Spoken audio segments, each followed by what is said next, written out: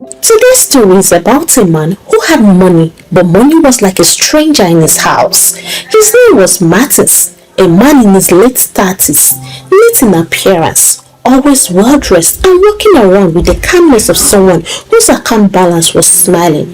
But if you looked closely, you will see the weight of pride in his eyes. Martins hated spending in his own home. It wasn't as if he was poor. He earned well, even more than most of his friends, but whenever his wife Eucharia asked him for money, he would fold his face like a disappointed headmaster and say, "I don't have." Eucharia, on the other hand, was the kind of woman people prayed for. She was hardworking and selfless. She had a good job and she didn't mind using her money to run the home.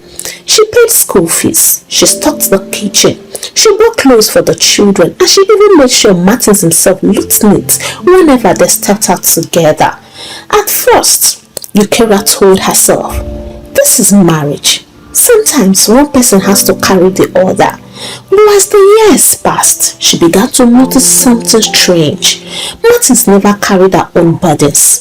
In fact, the more she did, the more he relaxed. And when Eucharia dared to ask him, "Martins, please remind me again, what exactly do you use your money for?" His answer was always the same. "I told you, I am broke." Broke?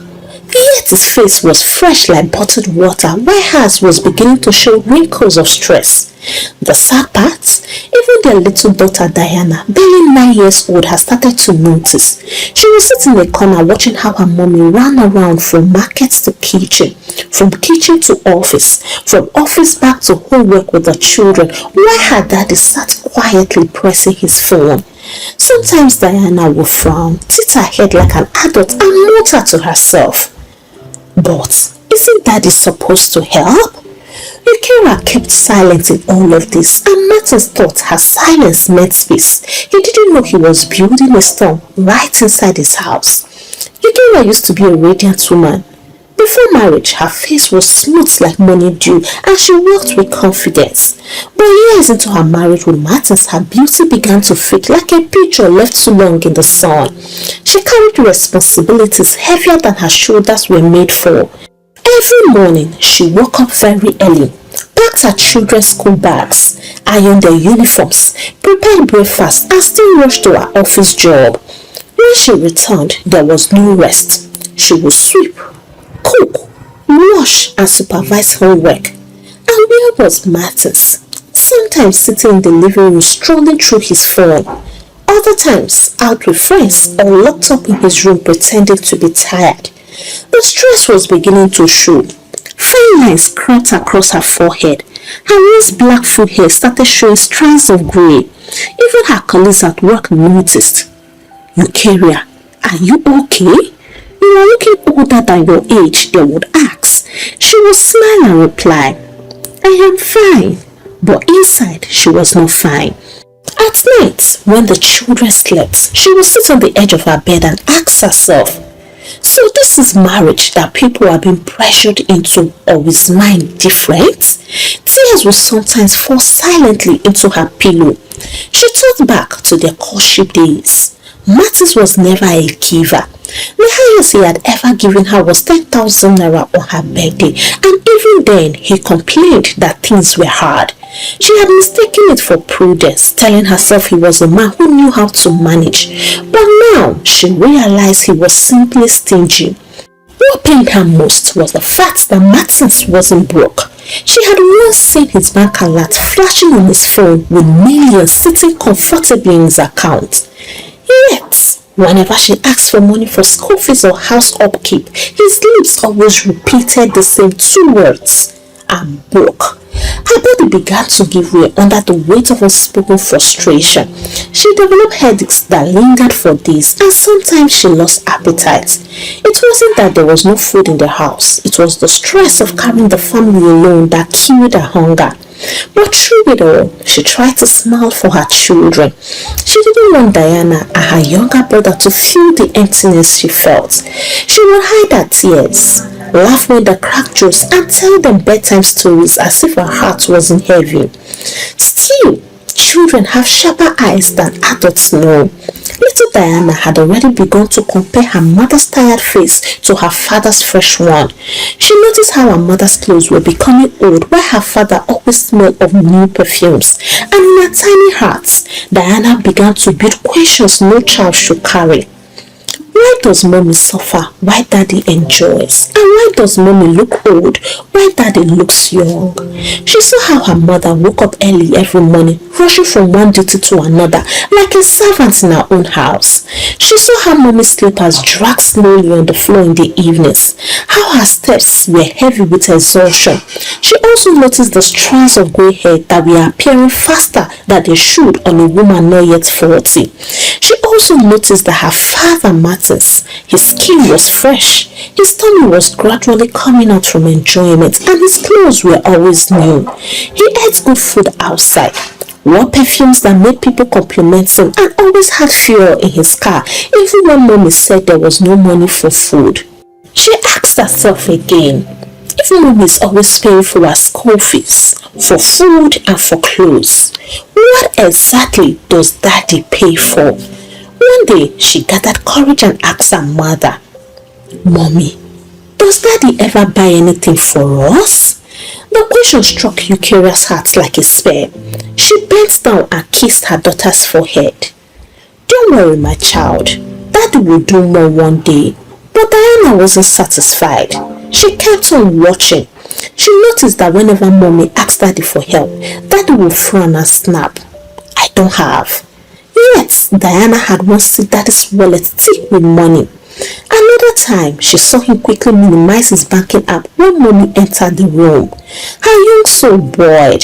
She might have been a child, but she understood one thing very well. Her mommy was suffering and her daddy was not helping.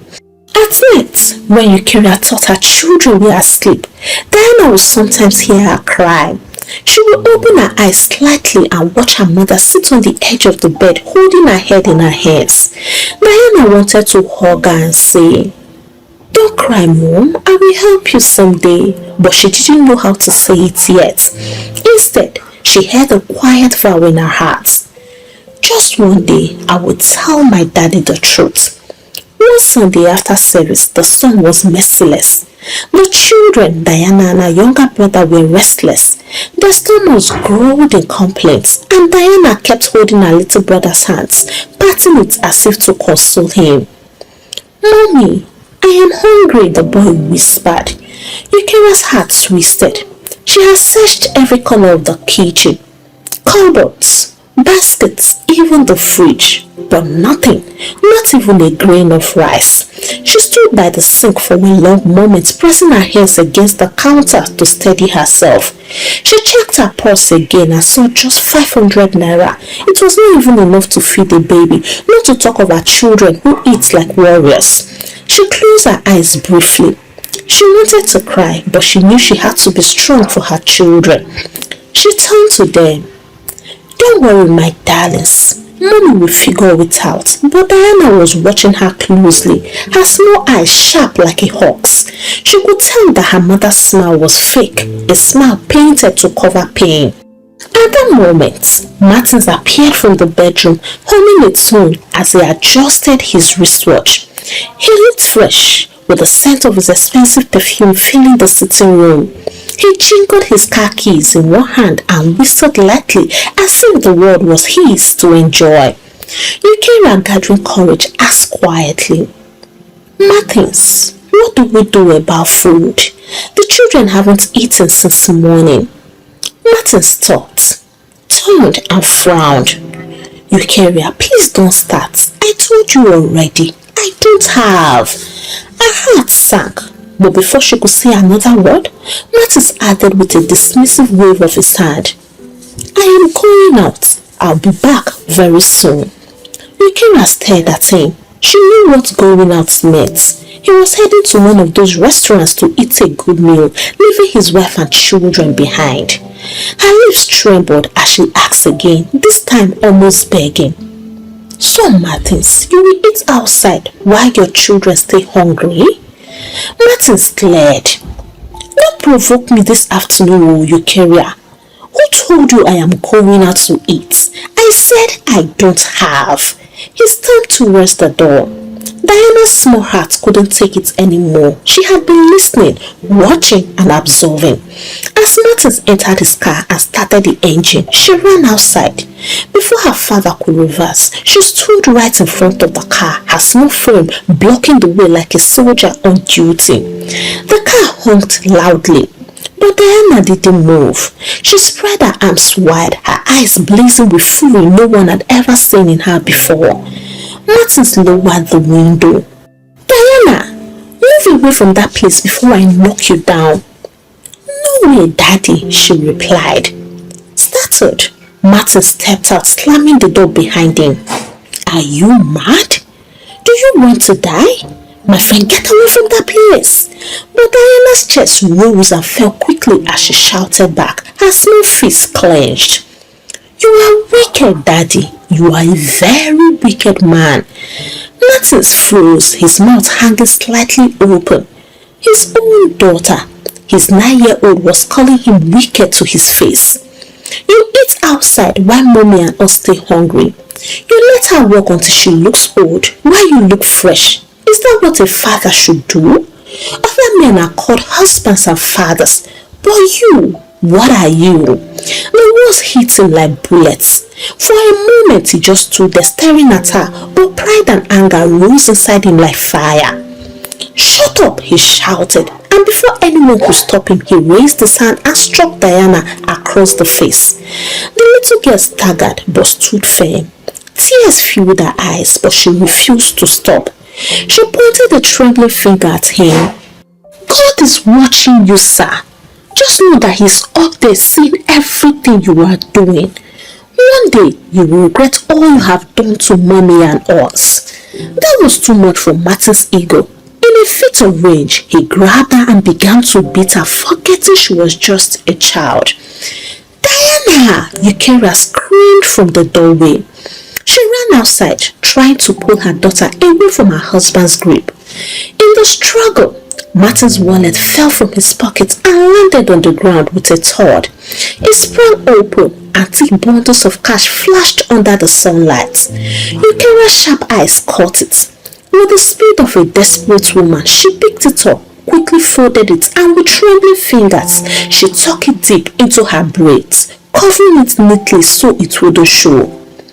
Go inside, she whispered fiercely to her daughter as she hugged her tightly, hiding her face in her chest. By the time Martins turned back into his car and zoomed off in anger, Eucharia's heart was pounding. Her hands shook, but her eyes glistened with a strange mix of fear and relief because she knew she could cook a decent meal that day. The compound was quiet after Martin zoomed off in anger. The children sat in the sitting room, their little faces pale from fear. Eucharia, still shaking, locked the door gently and sat on the sofa with Diana on her lap. She stroked her daughter's face where the slap had left a red mark. My baby, she whispered, her voice breaking. Why did you do that? You almost got yourself harmed. Diana looked straight into her mother's eyes. Mommy, I couldn't let him go. I couldn't let him leave us hungry again. I am tired of seeing you cry when you think we are sleeping, and I am tired of pretending everything is fine. He has money, Mommy. I have seen it. He just doesn't want to help you. Her words pierced Eucharia's chest like a sword. How much had this child noticed, and how long has she been carrying those thoughts? Diana, you don't understand, Eucharia started, but the little girl shook her head vigorously. No, Mommy, I understand more than you think. You are suffering. Look at your hair, it is turning white. Look at your face, you don't laugh the way you used to. You wear the same clothes while Daddy buys new clothes and wears different perfumes. Mommy, he's killing you slowly. Eucharia beat her lips together, with tears flowing freely now. Her daughter was speaking like an elder, her small voice carrying truths that grown-ups in the family had refused to speak. Diana continued, her tiny face bored in determination. When Daddy was beating me, I wasn't crying because of the pain. I was crying because of you, because I saw how your eyes looked like you wanted to die. Mommy, don't worry. I will not allow anyone to kill you with stress. If Daddy won't take care of us, I will stand against him, even if I am small. Yukira hugged her tightly, sobbing. In that embrace, she realized something, that her little girl was no longer just a child. She had become her silent defender and a voice crying for justice in the wilderness of their home. Meanwhile, Martins had gotten to his favorite restaurant in town. Within minutes, he was eating. The rich aroma of the jollof rice, the tenderness of the turkey, and the sweetness of the cold malt filled his senses. He leaned back in satisfaction, belching softly. Ah, this is life, he muttered to himself, wiping his mouth with a napkin. But then came the moment of truth. The waiter approached politely, holding the bill. Sir, the total is 25,500 naira. Will you be paying with cash or transfer?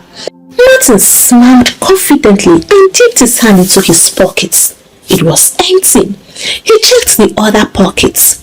Nothing. He stood up and searched again.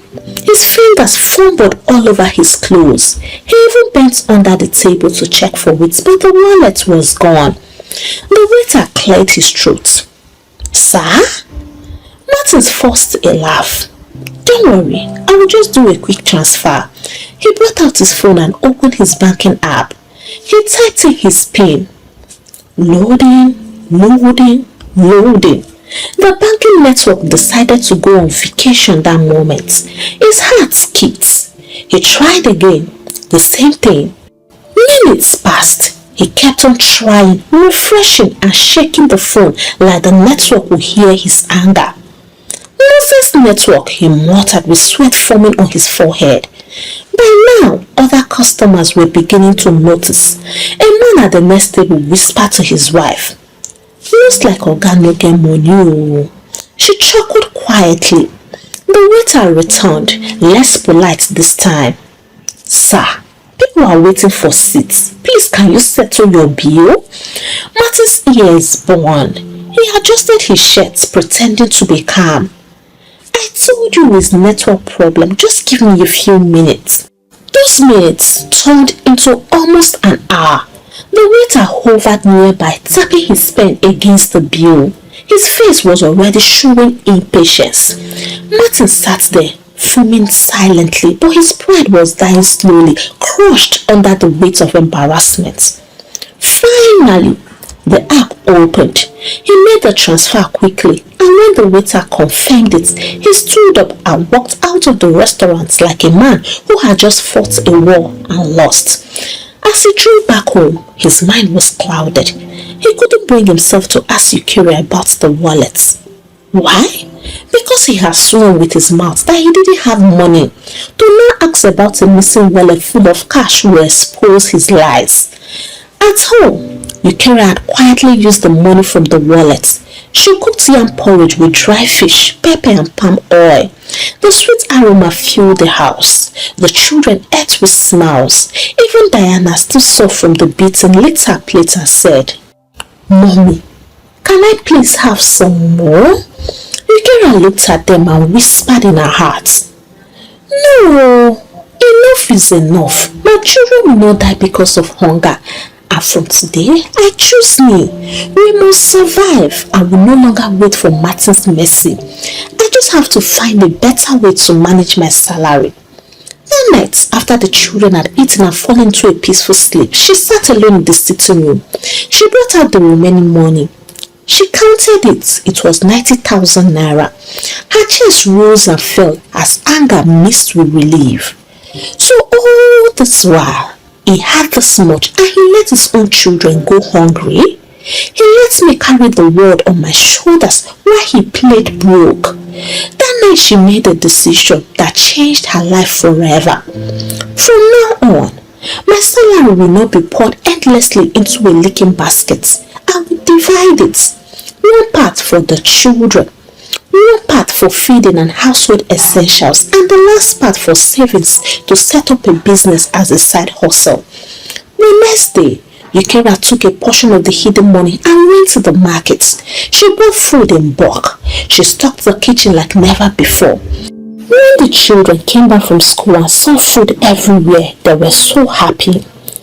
"Mommy, did Daddy finally give you money?" Diana asked innocently. Yukira smiled, rubbing her head. "Don't worry about that. Just eat and be happy." In the evenings, while Martins was out, she began researching small businesses she could start alongside her job. She prayed quietly, "Lord, open my eyes to what to do," and as if heaven had been waiting for her to take that step, doors began to open. A colleague at work introduced her to bulk buying of children's shoes and school bags. She tried it with part of her salary, and within a week she sold everything with profits. The business grew like fire. Every naira she made, she recorded carefully in a small book and kept aside. Meanwhile, Martins didn't notice much. He only realized there was suddenly food at home and the children looked healthier. But instead of asking how, he assumed Eucharia had been paid. His pride wouldn't let him ask. At night, as he scrolled on his phone, Eucharia would be on her bed praying, "I will not die before my time. I will live, I will build, and I will see my children flourish." Several months passed. She bought small pieces of land in her name with every profit she had saved, and without making noise, she built a portfolio of properties that will later secure her children's future. She also changed emotionally. She stopped begging Martins for money. She stopped explaining herself when things were tough, and she focused only on her children and her work. When Martin said, "I don't have," she no longer argued. She simply smiled, turned away, and carried on with her plans. The change unsettled Martins. He noticed she no longer ran to him for every need. She noticed her confidence, the way she carried herself. He noticed her laughter returning, not for him but for her children, and for the first time he felt irrelevant in his own house. Though they still live under the same roof, but Eucharia's mind has shifted. She began to see herself as a single mother. Her energy went into building a future for Diana and her brother. She paid all the bills without delay and even opened savings accounts for them. At night, she stayed up late writing business plans, balancing her books and praying. Her prayer was simple. "Lord, thank you for giving me strength. May I not die of stress, and cause me to live to enjoy all the fruit of my labor." And God answered. Doors continued to open. She was invited to women's business seminars where she learned about property investments and financial planning. Slowly, her name began to carry respect in circles Martins had no access to. One day, she drove her new car into the compound, a car she had bought from her side hustle. Martins stood by the window watching with his mouth hung slightly open. That was when he realized that his wife had outgrown him. He had always enjoyed being the lord of the house, even though he rarely provided. The fact that everyone seemed to depend on him gave him a sense of control.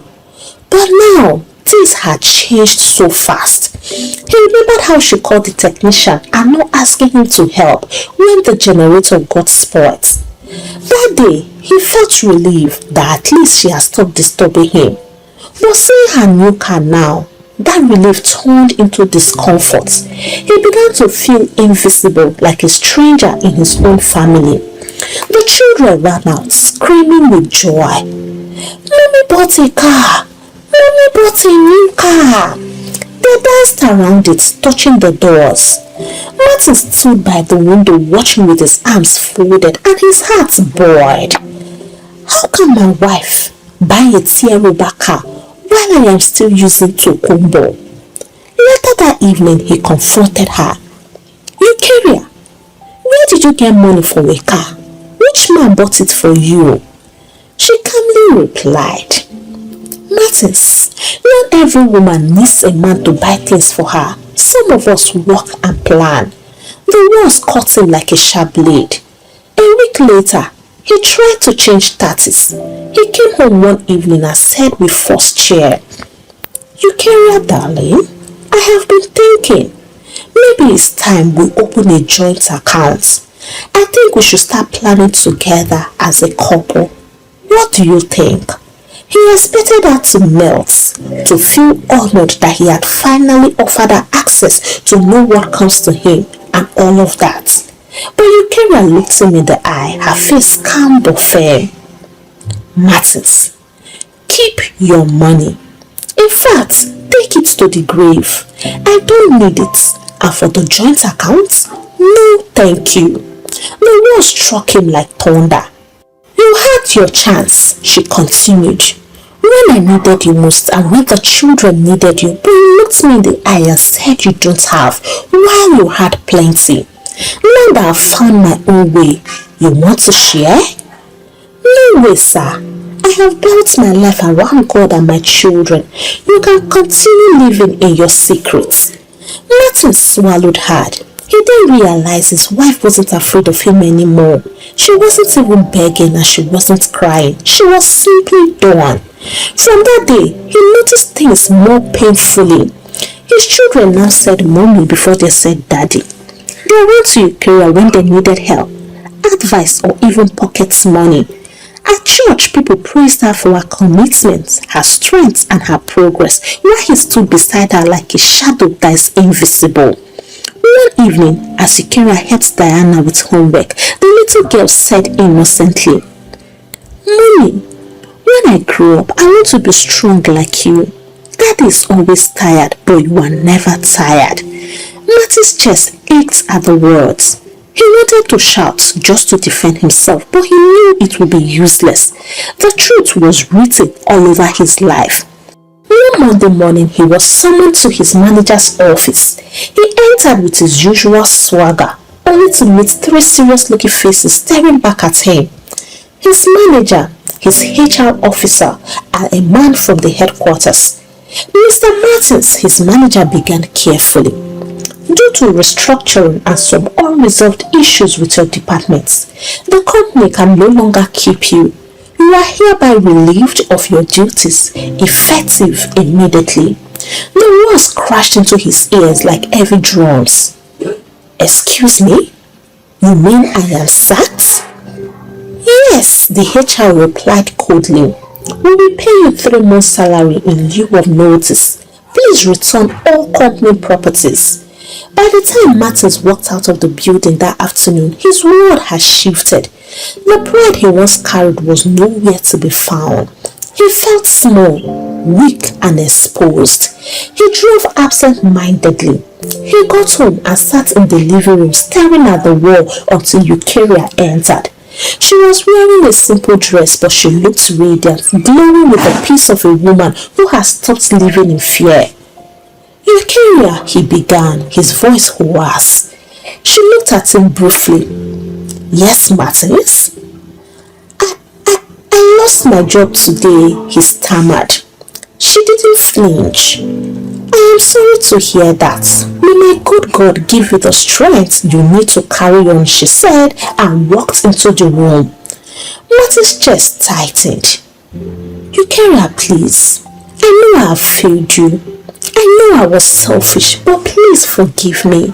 Forget the past and let us start all over again. Please. Eucharia slowly set her shoes aside and looked him straight in the eyes. Her voice was calm, but her words carried weight like a judge passing sentence. Martins, if you were in my shoes, what will you do?